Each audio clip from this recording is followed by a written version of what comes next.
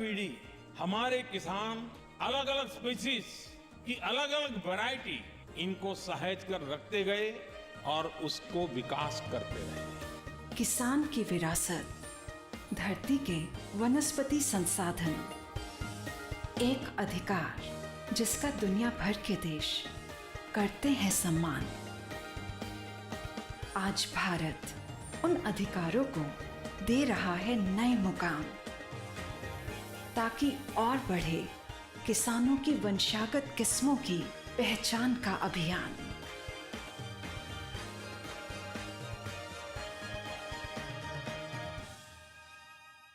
नमस्कार, स्वागत है आपका कृषि दर्शन में। आपके साथ मैं हूं अंचल सिंह।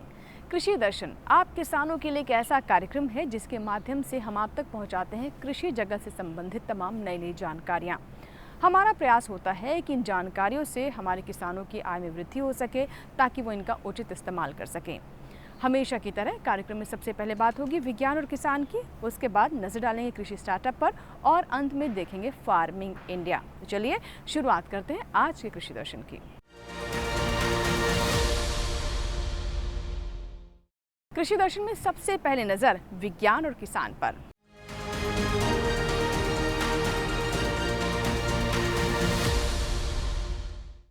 दिल्ली स्थित राजघाट में 3 दिवसीय मेगा मिलेट फेस्टिवल का आयोजन किया गया और इस फेस्टिवल में अलग अलग तरह के स्टॉल्स भी लगाए गए।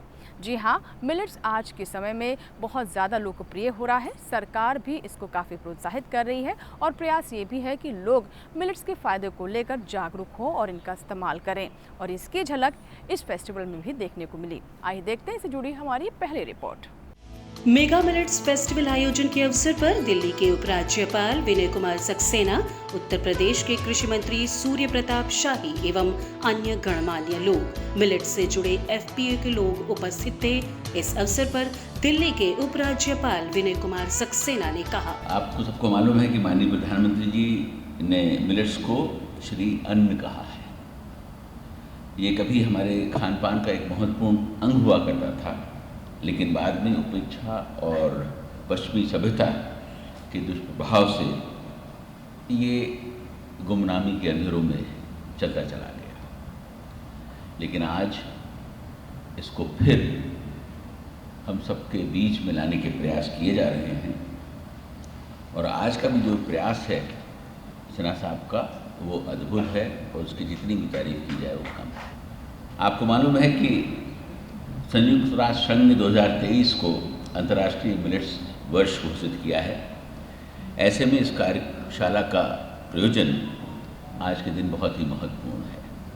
हम सभी जानते हैं कि दिल्ली में कुछ समय पहले G20 शिखर सम्मेलन हुआ था, और मुझे बताने में बड़ी खुशी है कि उसमें जो माननीय प्रधानमंत्री ने सभी डिग्निटरीज को डिनर होस्ट किया था, वो पूरा का पूरा व्यंजन मिलेट्स के ऊपर ही था। सारे प्रोडक्ट्स जो वहाँ पर उस वक्त सर्व किए गए थे वो मिलेट्स के थे, और उसकी सभी राष्ट्राध्यक्षों ने बहुत तारीफ की थी।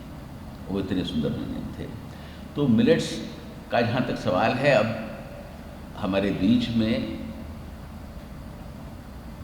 उस तरीके से शुरू हो गया है जैसे कि प्रधानमंत्री जी ने योगा को बढ़ावा दिया, खादी को बढ़ावा दिया, और आज वो मिलेट्स को भी बढ़ावा दे रहे हैं। और मुझे यकीन है कि आने वाले समय में ये और आगे बढ़ेगा। मिलेट्स मानव और मिट्टी दोनों के स्वास्थ्य को सुरक्षित रखने की गारंटी देता है। इसकी एक और ताकत है इसका क्लाइमेट रेजिलेंट होना, जिससे बेहद विपरीत परिस्थितियों में भी इसका आसानी से उत्पादन किया जा सकता है। मिलेट्स के उत्पादन में खर्च कम होता है, दूसरी फसलों की तुलना में ये जल्दी तैयार भी हो जाती है, और इसमें पोषण तो ज़्यादा होता ही है, साथ में स्वाद लाजवाब भी होता है। हम सभी को ये कोशिश करनी चाहिए कि हम मिलेट्स को अपने रोज़ाना के खान पान में शामिल करें, और ख़ास तौर से युवा पीढ़ी को इसके लिए प्रेरित करें। 6 महीने पहले हम लोगों ने एक एफपीओ बनाया था, और अभी हम लोग मिलेट्स के ऊपर काम कर रहे हैं। शहद है, हमारे पास प्रोडक्ट है, मशरूम के काफ़ी प्रोडक्ट है हमारे पास। जैसे अगर आप देखेंगे कि हमारे पास मिलेट्स की ज्वार की भुजिया, ज्वार की मिक्सचर है, बाजरा मिक्सचर, बाजरा की नमकीन है और बिस्किट जो हम लोगों ने बनाए हुए हैं। शहद हमारे पास लगभग 4 से 5 तरह का लगभग शहद है, जिसमें यूकेलिप्टस शहद है, अकेशिया फ्लावर से कलेक्ट किया हुआ शहद है, अजवाइन है, जामुन हनी है। और हनी से ही एक बी पोलन के बारे में मैं आपको बताना चाहूँगा कि एक बी पोलन एक प्रोडक्ट होता है जो डायबिटीज़ में काफ़ी अच्छा हद तक काम करता है।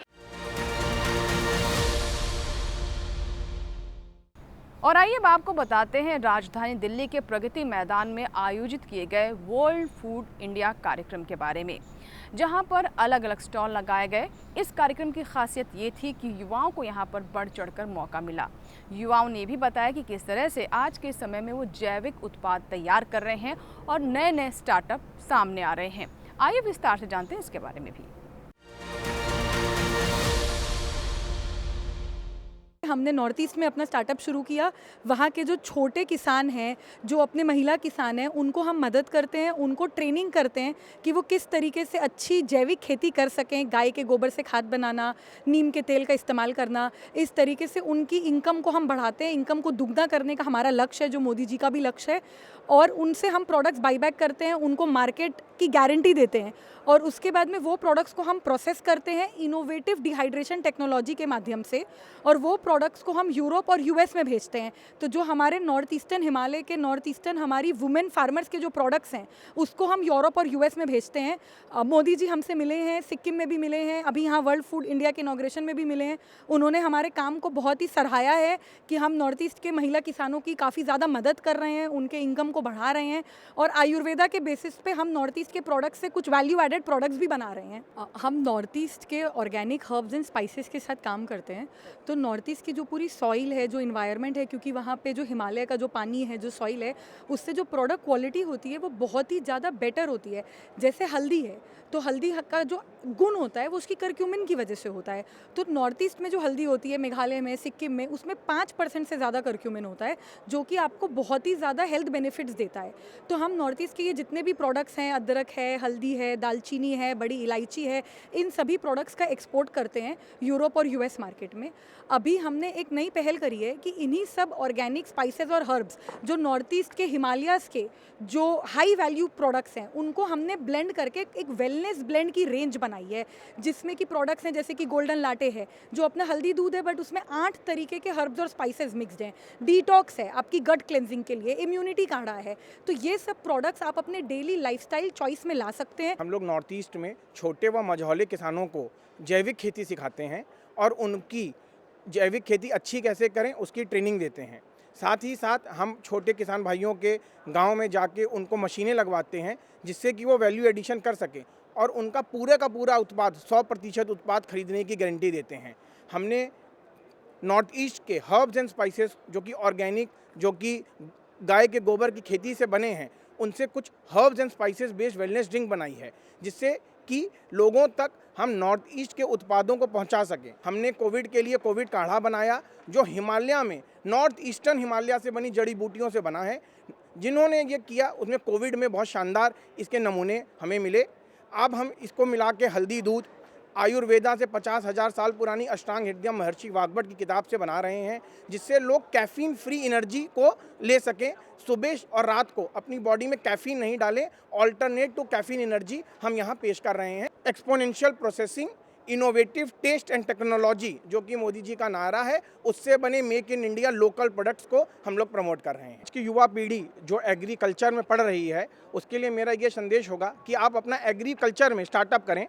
सरकार की तरफ से, मोदी जी की तरफ से बहुत सहायता मिल रही है, लोन बहुत आसान किस्तों में मिल रहा है, उसके लिए कुछ आपको गिरवी नहीं रखने की ज़रूरत है। बहुत ही योजनाएं हैं जो कि एग्री स्टार्टअप के लिए है, ना कि सिर्फ एग्री में बल्कि एग्री एलाइड इंडस्ट्रीज़ में, मशीनरी में, फूड प्रोसेसिंग में अपार संभावनाएं उत्पन्न हो रही हैं और युवा पीढ़ी को इस क्षेत्र में आने की बहुत ज़रूरत है।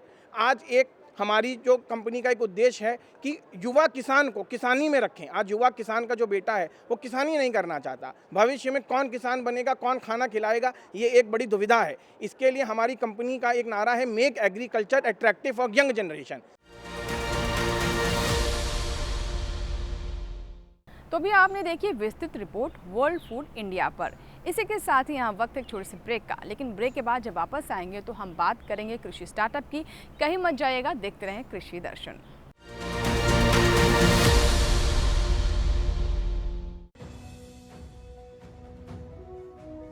भारत सरकार का हर प्रयास किसानों को दे रहा है एक नई आस। देश के किसानों की खुशहाली और उन्हें आत्मनिर्भर बनाने के लिए भारत सरकार समर्पित है।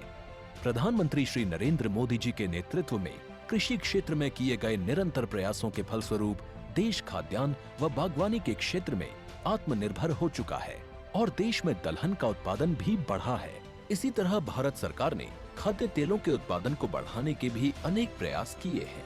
इसी क्रम को आगे बढ़ाते हुए माननीय प्रधानमंत्री श्री नरेंद्र मोदी जी के नेतृत्व में भारत सरकार ने दूरदर्शी निर्णय लेते हुए राष्ट्रीय खाद्य तेल मिशन ऑयल पाम की शुरुआत की है। इस मिशन से देश भर के किसानों को बहुत लाभ मिलेगा। कृषि के पूंजी निवेश में वृद्धि होगी, खाद्य तेल आयात पर देश की निर्भरता कम होगी और रोजगार के नए अवसर पैदा होंगे। खाने के तेल में आत्मनिर्भरता के लिए अब राष्ट्रीय खाद्य तेल मिशन ऑयल पाम का संकल्प लिया गया है।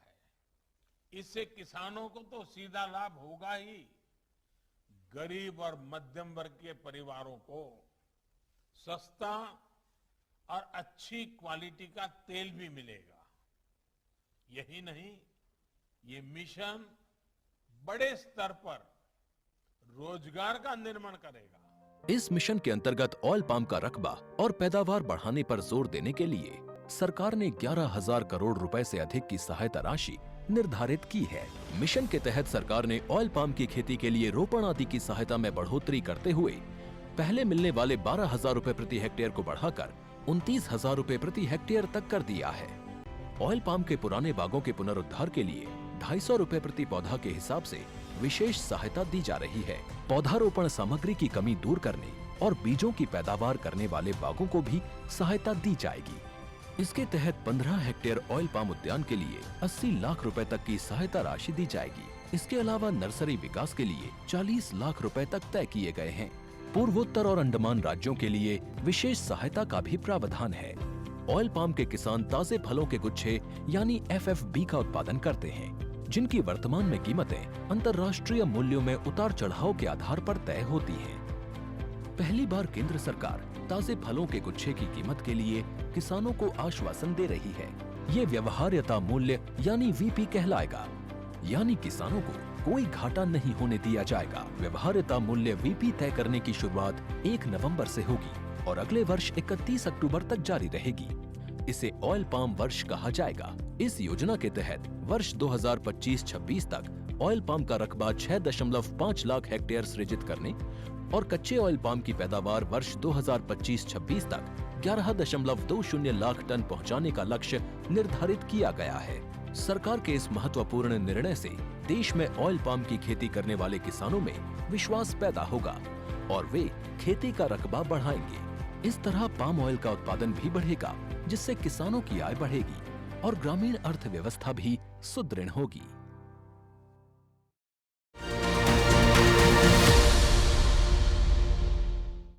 ब्रेक के बाद एक बार फिर आपका स्वागत है। आप देख रहे हैं कृषि दर्शन।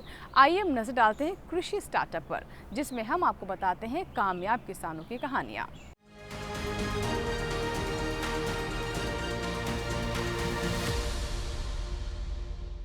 कहते हैं अगर हौसले बुलंद है और इच्छा शक्ति मजबूत है तो कोई भी चुनौती आपकी राह नहीं रोक सकती। ऐसे ही नायाब उदाहरण हमें कृषि के क्षेत्र में भी देखने को मिल रहे हैं और इससे ये भी पता चलता है कि कृषि के क्षेत्र में कितनी संभावनाएं हैं जिन्हें आप अपना सकते हैं और अपनी किस्मत बदल सकते हैं। आइए मुलाकात करवाते हैं कि ऐसे ही कामयाब किसान से जिन्होंने दूसरों के लिए उदाहरण पेश किया और अपने लिए एक नई राह भी बनाई।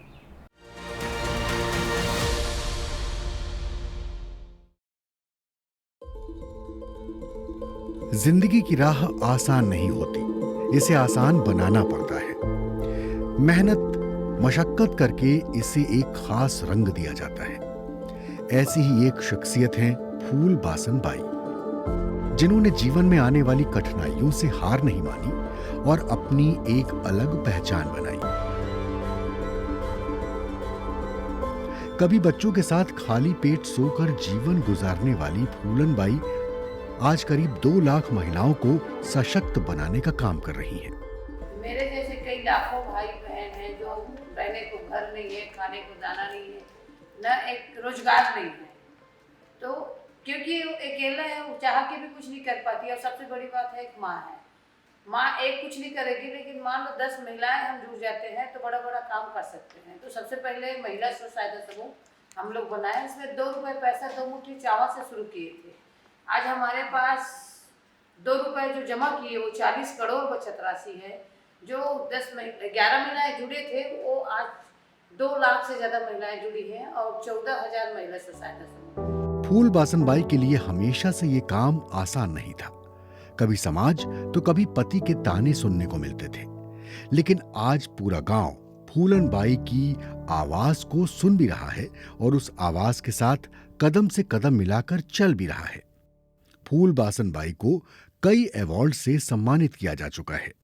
क्योंकि मैं जब बचपन से देख रही थी कि दुनिया में सबका माँ बाप है, गरीब का कोई नहीं होता। मैं इतना स्थिति देखी हूँ कि 2 दिन 3 दिन चावल के मार के लिए गली गली घूमती थी। गाली मिलता था, ताना मिलता था, कोई चावल का मार देना पसंद नहीं करते थे। सभी का माँ बाप है, गरीब का कोई माँ बाप नहीं होता। लेकिन गरीब को सबल बनाना है, ताकतवर बनाना है, तो संगठन में होके उनको रोजगार दिया जाए। क्योंकि आर्थिक मजबूत होगा तभी हमारा समाज मजबूत होगा। आज महिला स्वयं सहायता समूह से thresher machine, ready to eat food, सिलाई, राशन की दुकान और न जाने कितने ही कामों में फूल बासन बाई का साथ पाकर आज सैकड़ों महिलाएं पुरुषों के साथ कदम से कदम मिलाकर चल रही हैं। फूल बासन बाई आज कई महिलाओं के लिए मिसाल बन चुकी है, जिन्होंने गरीबी और परेशानियों से निकलकर कामयाबी की नई बुलंदियों को छुआ है।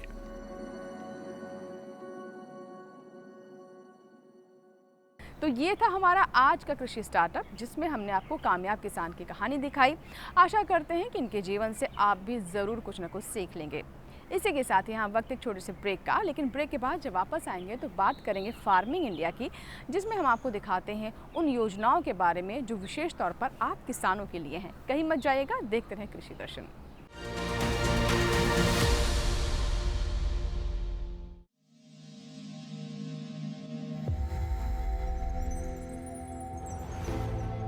आत्मनिर्भर किसान भारत की शान।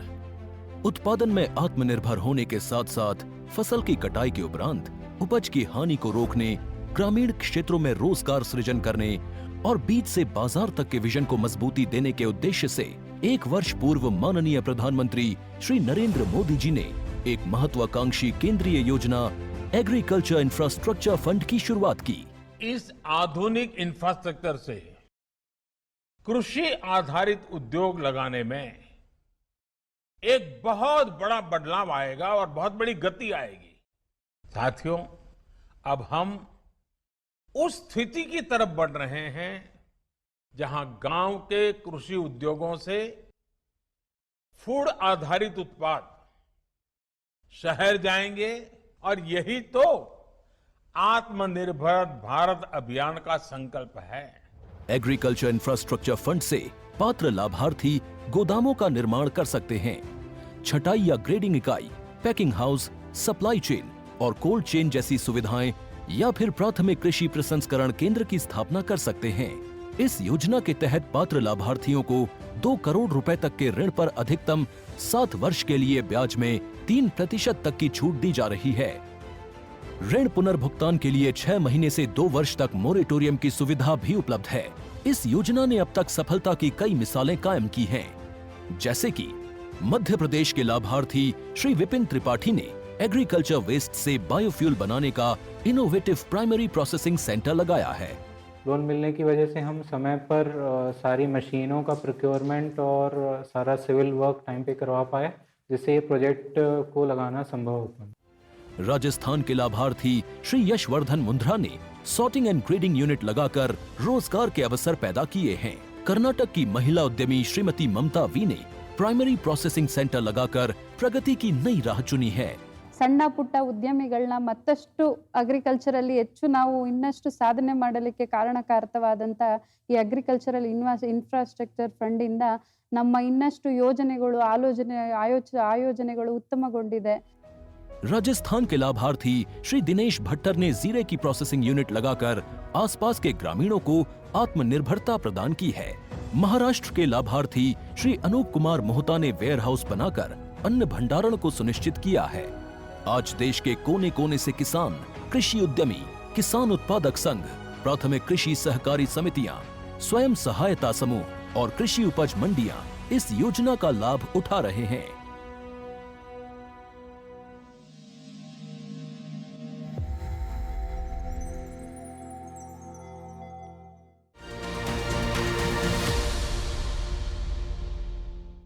ब्रेक के बाद एक बार फिर आपका स्वागत है। आप देख रहे हैं कृषि दर्शन।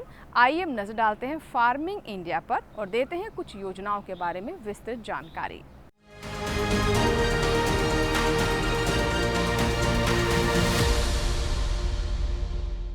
फार्मिंग इंडिया में आज हम आपको जानकारी देंगे सॉइल हेल्थ कार्ड के बारे में, जिससे हमारे किसानों को काफ़ी लाभ हो रहा है। जी हाँ, सॉइल हेल्थ कार्ड के माध्यम से किसानों को अपनी मिट्टी के बारे में उचित जानकारी मिल पाती है। ये जान पाते हैं कि कौन से पोषक तत्वों की कमी है और कितनी मात्रा में उसकी पूर्ति करनी है। इससे ना सिर्फ उनकी लागत घटती है, बल्कि साथ ही फसल में भी उन्हें काफ़ी लाभ हो रहा है और अच्छी फसल वो प्राप्त कर रहे हैं। कैसे हमारे किसान सॉइल हेल्थ कार्ड बनवा सकते हैं, उठा सकते हैं इसका पूरा लाभ?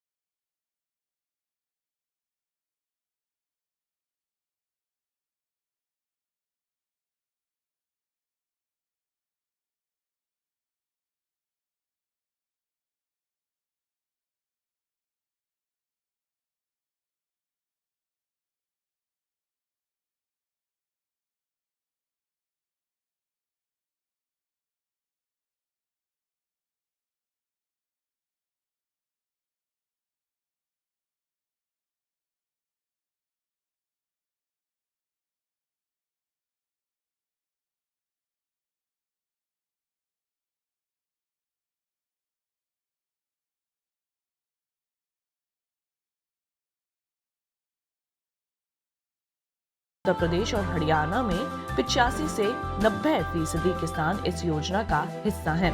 अध्ययनों से पता चला है कि इस कार्ड की सलाह पर की गई खेत से लागत में 8 से 10% की बचत हुई है। इस कार्ड का एक पोर्टल बना हुआ है, किसान वहां से भी अपना कार्ड प्रिंट करवा सकते हैं। इस पोर्टल पर 21 भाषाओं में खेती के बारे में बहुत सी जानकारियां उपलब्ध हैं। किसानों के लाभ के लिए प्रशिक्षण, प्रदर्शनी और किसान मेलों का भी आयोजन किया जाता है। 2019-20 के दौरान आदर्श ग्राम विकास के नाम से एक परियोजना शुरू की गई है, जिसके तहत खेतों से मिट्टी के नमूने उठाए गए। परियोजना के तहत हर ब्लॉक से एक गांव लिया जाता है और वहां मिट्टी के नमूने जमा करके उनकी जांच होती है। इस तरह हर गांव में 1 हेक्टेयर रकबे की जमीन से नमूने लिए जाते हैं। तो तो ये था हमारा आज का कृषि दर्शन, जिसमें अभी हमने आपको फार्मिंग इंडिया में सरकार की उन योजनाओं के बारे में बताया जिससे आप किसान भाई बहन लाभ उठा सकते हैं। आशा करते हैं कि आज का कार्यक्रम आपको पसंद आया होगा।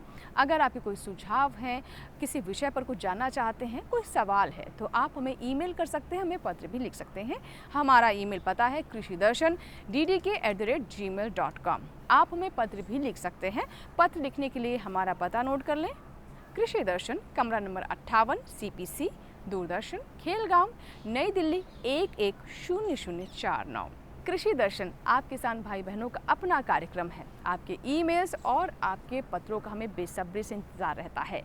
आपके सुझाव हमें कार्यक्रम को बेहतर करने में भी मदद करते हैं। चलते चलते एक और जानकारी दे दें कि आप हमारा ये कार्यक्रम यानी कृषि दर्शन अब YouTube चैनल पर भी देख सकते हैं। इसके लिए टेलीविजन स्क्रीन पर दिखाए जा रहे इस QR कोड को स्कैन करें और जुड़ जाएं DD किसान के YouTube चैनल से भी। कृषि दर्शन के अगले अंक में नई जानकारियों के साथ फिर होगी आपसे मुलाकात। तब तक आप बने रहें दूरदर्शन किसान के साथ। नमस्कार।